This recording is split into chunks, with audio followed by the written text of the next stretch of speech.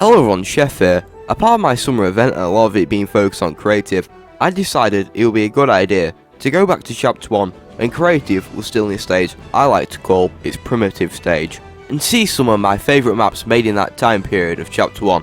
Before I start the list off, I have a couple of things I want to say. How do you know these maps were made in chapter 1? I played all of these maps in chapter 1 and you can check by the date.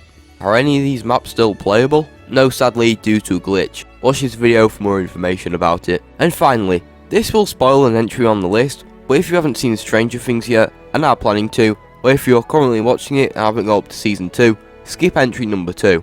Even if you haven't or aren't planning to see Stranger Things, skip it still, as it spoils a couple of things in the show. Don't be like me in 2019, who didn't really care about Stranger Things and played this map with a friend, but this year started watching it.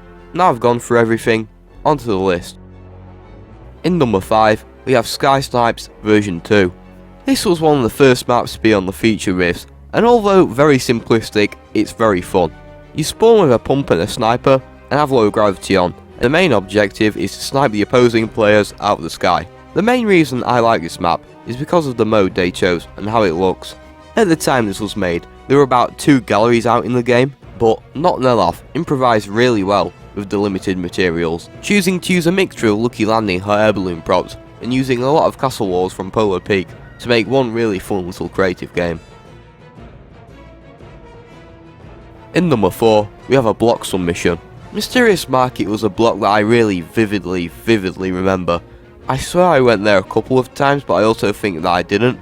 After watching a video about whether the block was good or not, I saw this place and I was amazed at just how good it looked. Mysterious Market, although elevated by a giant block, looks so good and fitting with the other chapter 1 residential locations perfectly. It's so unique and different, we had never seen a location like this up to this point in Fortnite's history. It reminds me of Retail Row a lot, but at the same time it's got a different feeling about it.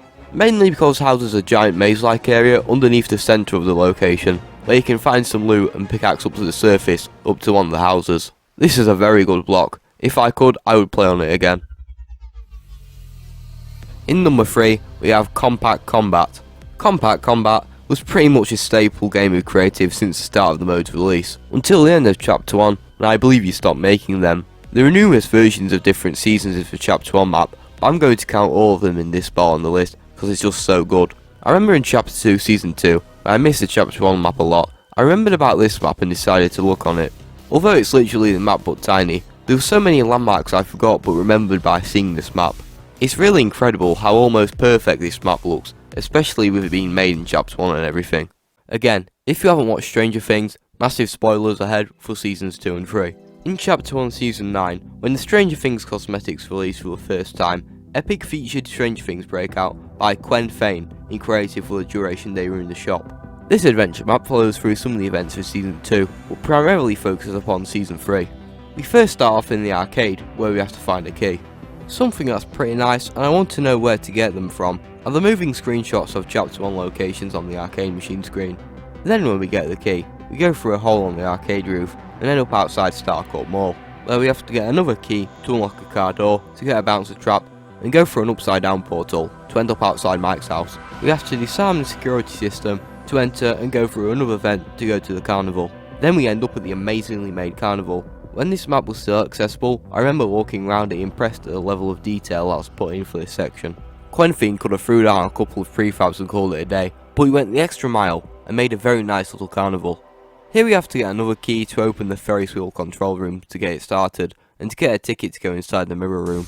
The same one Hopper went in and was chased by Russians. Then we end up inside of the Starcourt Mall, where we have to defeat the Meat Mind Flayer. This bit is slightly broken now, but the game still can be completed.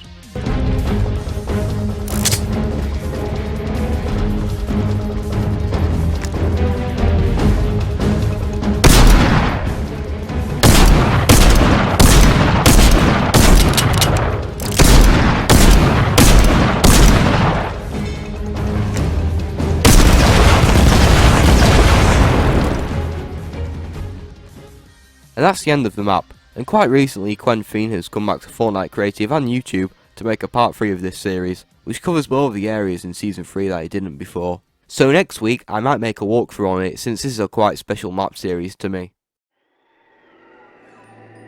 And in number 1, we have the map that is the most special to me, Lachlan's Hide and Seek. So a month or so before Season 7 started, Epic got a bunch of content creators together to play test Creative before it released to the public. And the game that was featured when Creative first released was none other than this map, Lachlan's Hide and Seek. Other ones were, but this was the main one I played with friends. By today's standards, this is as primitive as it gets for a Creative map. It's very basic, only using spawn devices and nothing else, but this map is just so special to me. That's because I played this a ton with friends back in Season 7 when it was featured, and this map inspired me to make my own hide and seek. Yeah, if this map wasn't made, I would have still made a Creative map, but I wouldn't have made my own rendition of a hide and seek map, where I still use some of the ideas from this map in other maps I make to this day. Anyway, this map is a little neighbourhood with some very unique looking buildings in it. My personal favourite is the one with the electric tower that I crashed into the house with another house on top of it, which I've replicated in my remastered hide and seek map literally from the ground up and adding in pretty much every storyline related prop inside of the top. And there's a treehouse which I also put next to the double house in my remastered hide and seek. There's a couple of more houses which use prefabs but with minor changes done to them. But this map, still and forever, will be special to me. But it's a damn shame I can't play it! Well, I hope you enjoyed looking at my top 5 favourite Chapter 1 Creative maps. Stay tuned on Friday when I look at my top 5 favourite Chapter 2 Creative maps. But this is all for now, and see ya.